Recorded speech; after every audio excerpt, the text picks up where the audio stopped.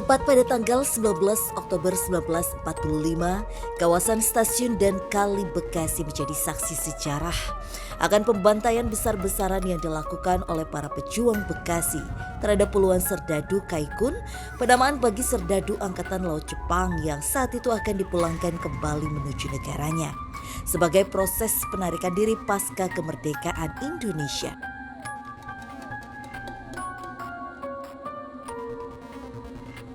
Tak hanya menyisakan catatan sejarah kelamnya pasca penjajahan usai, sebuah lahan yang tak jauh bersebelahan dengan aliran Kali Bekasi dan rel kereta api, seolah menjadi pembenaran akan pembantaian puluhan serdadu yang dieksekusi dengan cara pemenggalan kepala. Ya emang dulunya sejarahnya di jembatan sana itu tempat pembantaiannya itu, pembantaian orang Jepang di penggal kepalanya itu. Bagaimana tidak? Lahan yang dulunya pernah difungsikan sebagai perkampungan hingga beralih tangan menjadi area pabrik ini kini dibiarkan kosong dan terbengkalai. Hingga keempat bangunan yang masih tersisa tertutup oleh rimbunnya tanaman menjalar yang disinyalir sebagai salah satu tempat eksekusi para serdadu tersebut yang hingga kini menghantui area ini. Dulunya ada produksi benang patal, pabrik patal dulu. Begitu saya jalan ada pala. Tapi darahnya ada, tapi kepala orang aja gitu. Tak hanya sosok astral berbentuk puluhan serdadu Jepang tanpa kepala yang kerap terlihat, sosok perempuan yang terlihat seolah menenteng kepala ikut menambah kuatnya hubungan antara area yang terlihat seperti kampung mati ini dengan peristiwa kelam yang tercatat menewaskan 90 serdadu Jepang yang melintas di kawasan Bekasi. Sosoknya palanya buntung, ini mah kayak tudung kayak Jepang kayak gitu, yang lain gak ada palanya, baris. Baris itu lebih dari 20. Entah benar atau tidak. Namun desas-desus kemunculan sosok astral tersebut dilandasi sebuah informasi yang belum dapat dibenarkan bahwa area seluas 16 hektar ini dulunya merupakan perkampungan yang juga menjadi pangkalan serdadu Jepang. Jadi pangkalan Jepang kemudian dialihkan kepada kampung penduduk ya, pemukiman untuk warga masyarakat di sekitar Tugu. Lantas, apakah mitos akan keberadaan serdadu Jepang tanpa kepala memang ada di tempat ini? Atau apakah lahan yang kini terlihat seperti kampung mati memiliki keterkaitan sejarah yang tak tercatat dan diabadikan layaknya monumen Kali Bekasi?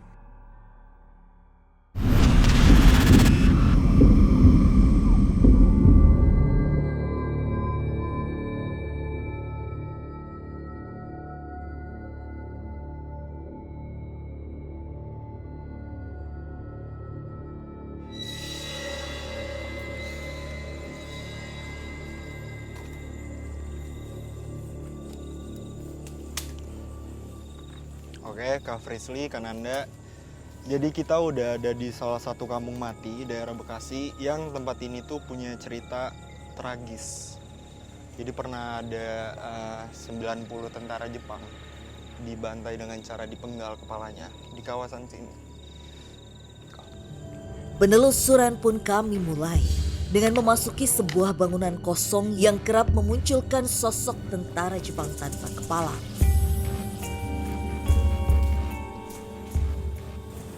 Wow, Lumayan juga ya.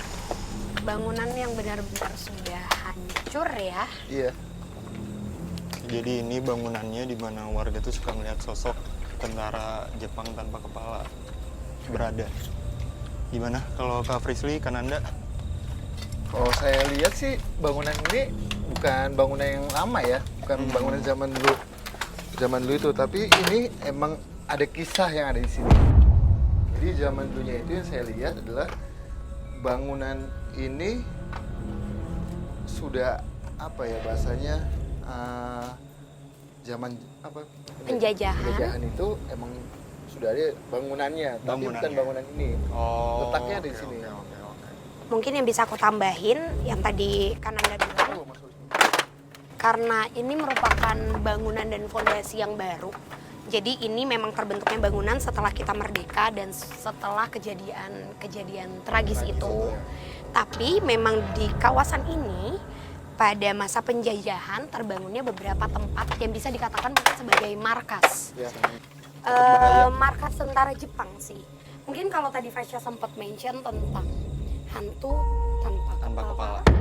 Dan itu tentara Jepang. Memang iya, tapi aku cuma ngerasa energinya lumayan besar di sini. Lumayan kuat banget. Ini merupakan jalur berlalu lalang atau yang tadi sempat dibilang juga adanya markas tidak jauh dari tempat ini. Tapi justru mungkin kita bisa lebih masuk mau dulu masuk ya aja. buat dapat ceritanya. Assalamualaikum. Oh, ada suara. Ada Kayak- suara. Tangisan. Iya. Dari dalam. Mau masuk lagi? Dan masih ada tulisan, kita nggak tahu ya ini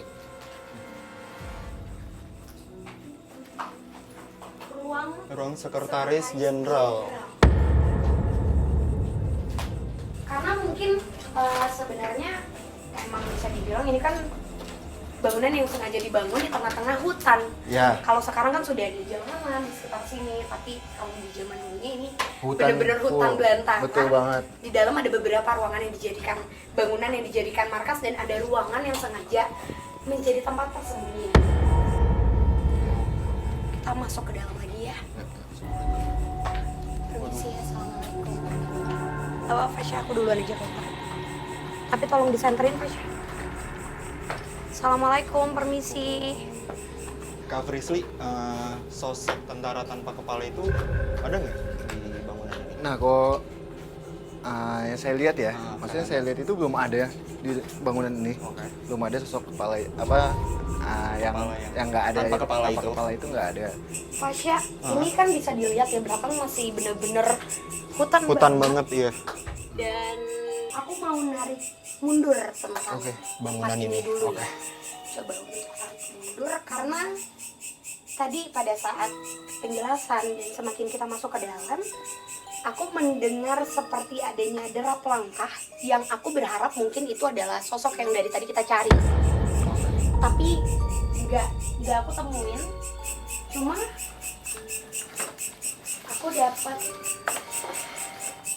tentang tragedi yang dipimpin oleh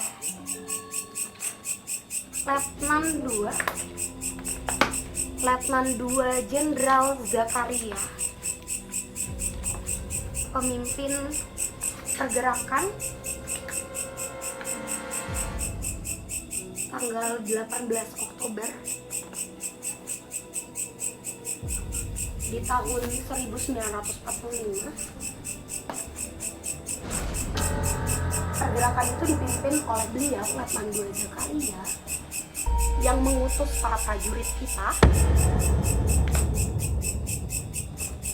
untuk melakukan pergerakan sengaja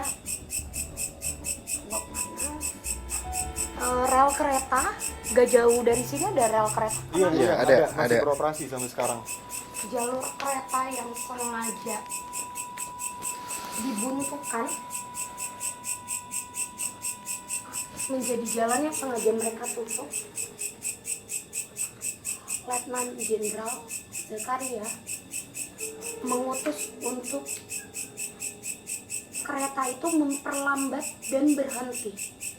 Sudah adanya koordinasi dengan orang yang mengendarai kereta yang memimpin di sana untuk sengaja memberhentikan mereka karena mereka itu sebenarnya tujuannya itu ke melewati jalur menuju Kalijati Subang. Oke. Ditutup, diberhentikan secara paksa.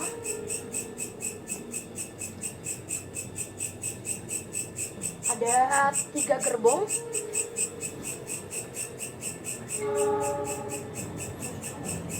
Ada 3 gerbong. Lalu Letnan Jenderal Zakaria meminta para prajurit orang kita untuk menyuruh para tentara Jepang turun, sedangkan mereka memohon agar diizinkan melewati jalur tersebut dengan berbekal surat yang sudah ditandatangani oleh Presiden Soekarno.